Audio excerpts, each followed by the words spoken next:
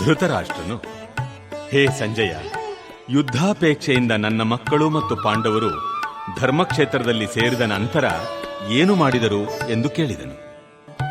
ಸಂಜಯನು ಹೇಳಿದ, ರಾಜನೇ, ಪಾಂಡವರ ಸೇನಾವ್ಯೂಹವನ್ನು ವೀಕ್ಷಿಸಿ ರಾಜ ದುರ್ಯೋಧನನು ತನ್ನ ಗುರುಗಳ ಬಳಿಗೆ ಹೋಗಿ ಹೀಗೆಂದನು. ಆಚಾರ್ಯರೇ, ನಿಮ್ಮ ಚತುರ ಶಿಷ್ಯನಾದ ದ್ರುಪದನ ಮಗನು ಕೌಶಲದಿಂದ ವ್ಯೂಹರೂಪವಾಗಿ ರಚಿಸಿರುವ ಈ ಪಾಂಡವ ಸೈನ್ಯವನ್ನು ನೋಡಿ. ಹೋರಾಟದಲ್ಲಿ ಭೀಮಾರ್ಜುನರಿಗೆ ಸಮಾನರಾದ ಅನೇಕ ವೀರ ಬಲ್ಲಾಳುಗಳು ಈ ಸೈನ್ಯದಲ್ಲಿದ್ದಾರೆ. ಯುಯುಧಾನ, ವಿರಾಟ ಮತ್ತು ದ್ರುಪದರಂತಹ ಮಹಾರಥರಿದ್ದಾರೆ. ದೃಷ್ಟಕೇತು, ಚೇಕಿತಾನ, ಕಾಶಿರಾಜ, ಪುರುಜಿತ್, ಕುಂತಿಭೋಜ ಮತ್ತು ಶೈಬ್ಯನಂತಹ ನರಪುಂಗವರು ಇದ್ದಾರೆ. ಬಲಶಾಲಿ ಯುಧಾಮನ್ಯು, ಬಹುಶಕ್ತಿವಂತನಾದ ಉತ್ತಮೌಜ, ಸುಭದ್ರೆಯ ಮಗ, ದ್ರೌಪದಿಯ ಮಕ್ಕಳು ಇವರೆಲ್ಲ ಇದ್ದಾರೆ.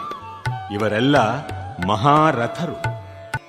ಬ್ರಾಹ್ಮಣೋತ್ತಮರೇ, ನಿಮಗೆ ತಿಳಿಸಲೆಂದು ನನ್ನ ಸೈನ್ಯವನ್ನು ನಡೆಸಬಲ್ಲ ವಿಶೇಷ ಅರ್ಹತೆ ಇರುವ ನಾಯಕರ ವಿಷಯವನ್ನು ಹೇಳಬಯಸುತ್ತೇನೆ.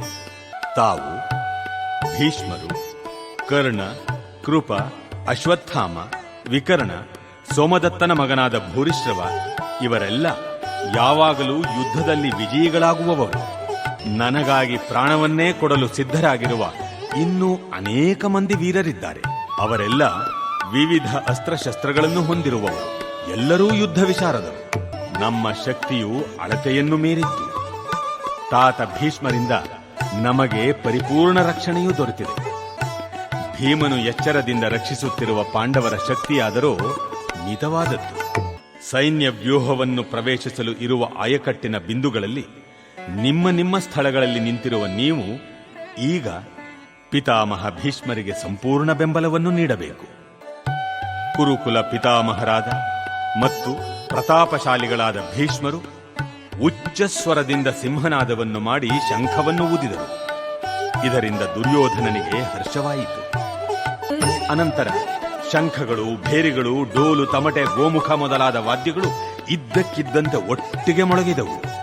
ಆ ರಣಶಬ್ದವು ಭೀಷಣವಾಗಿತ್ತು. ಎದುರು ಪಕ್ಷದಲ್ಲಿ ಬಿಳಿಯ ಕುದುರೆಗಳನ್ನು ಕಟ್ಟಿದ ಮಹಾರಥದಲ್ಲಿ ಉಪಸ್ಥಿತರಾಗಿದ್ದ ಶ್ರೀಕೃಷ್ಣನು, ಅರ್ಜುನನು ತಮ್ಮ ಅಲೌಕಿಕವಾದ ಶಂಖಗಳನ್ನು ಊದಿದರು. ಋಷಿಕೇಶನು ತನ್ನ ಪಾಂಚಜನ್ಯ ಎನ್ನುವ ಶಂಖವನ್ನು, ಅರ್ಜುನನು ಭಯಂಕರ ದೇವದತ್ತವನ್ನು, ವೃಕೋದರನು ಮತ್ತು ಅದ್ಭುತ ಸಾಹಸಗಳನ್ನು ಮಾಡಬಲ್ಲವನೂ ಆದ ಭೀಮನು ಪೌಂಡ್ರವೆನ್ನುವ ಮಹಾಶಂಖವನ್ನೂ ಊದಿದರು. ಕುಂತಿ ಪುತ್ರನಾದ ಯುಧಿಷ್ಠಿರನು ಅನಂತ ವಿಜಯ ಎಂಬ ತನ್ನ ಶಂಖವನ್ನು ಊದಿದನು. ನಕುಲ ಸಹದೇವರು ಸುಘೋಷ ಮತ್ತು ಮಣಿಪುಷ್ಪಕ ಶಂಖಗಳನ್ನು ಊದಿದರು.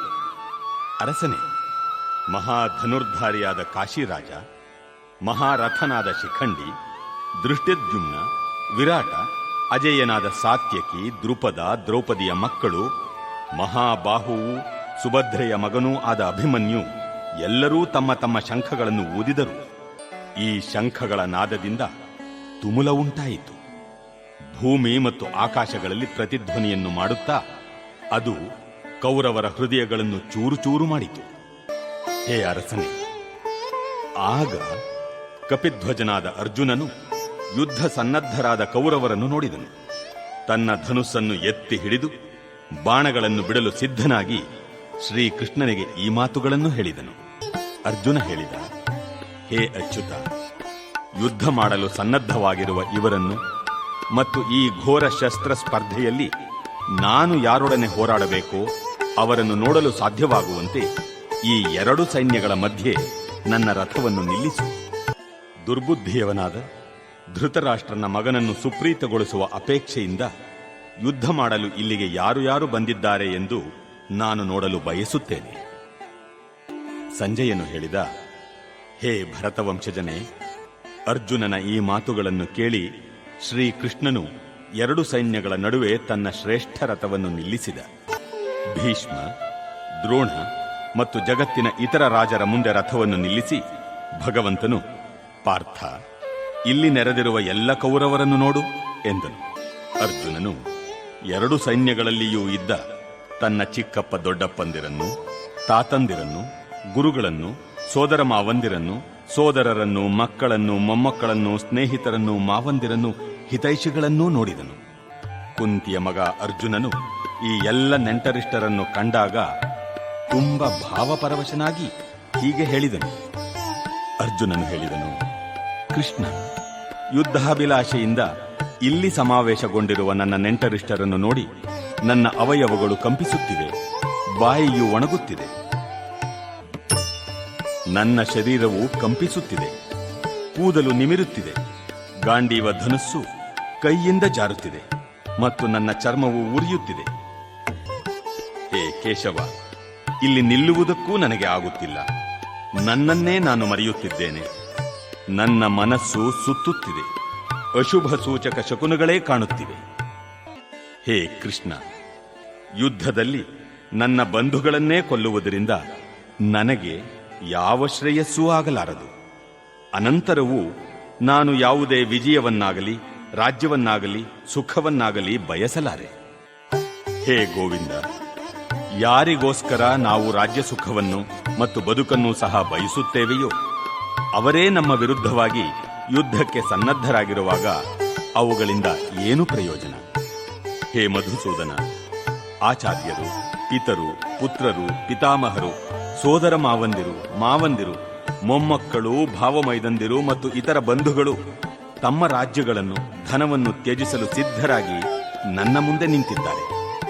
ಅವರು ನನ್ನನ್ನು ಕೊಲ್ಲಬಹುದು, ಆದರೂ ಅವರನ್ನು ಕೊಲ್ಲಲು ನಾನೇಕೆ ಅಪೇಕ್ಷಿಸಬೇಕು?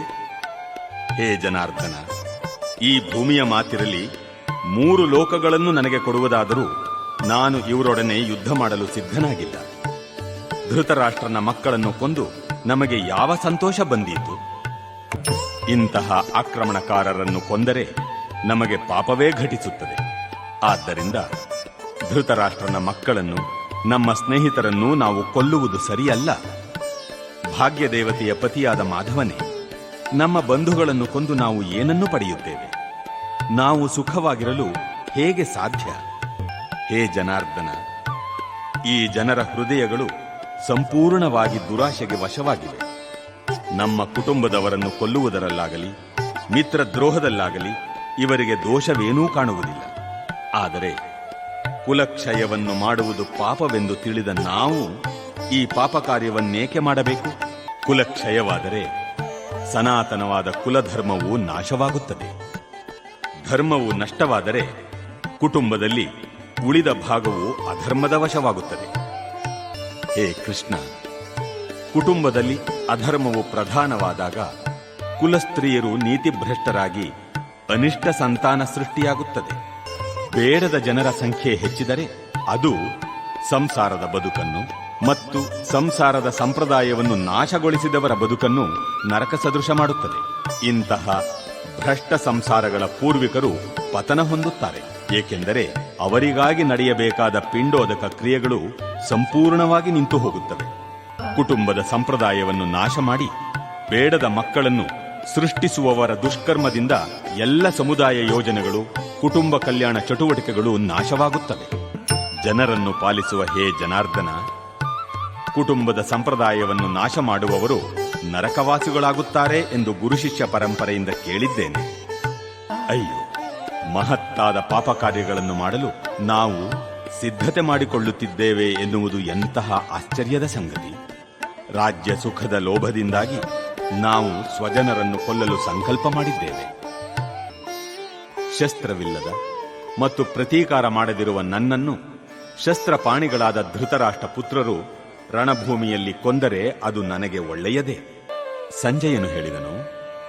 ರಣಭೂಮಿಯಲ್ಲಿ ಅರ್ಜುನನು ಹೀಗೆ ಹೇಳಿ ತನ್ನ ಬಿಲ್ಲು ಬಾಣಗಳನ್ನು ಬದಿಗಿಟ್ಟು ದುಃಖ ಪರವಶನಾಗಿ ರಥದಲ್ಲಿ ಕುಳಿತುಕೊಂಡನು.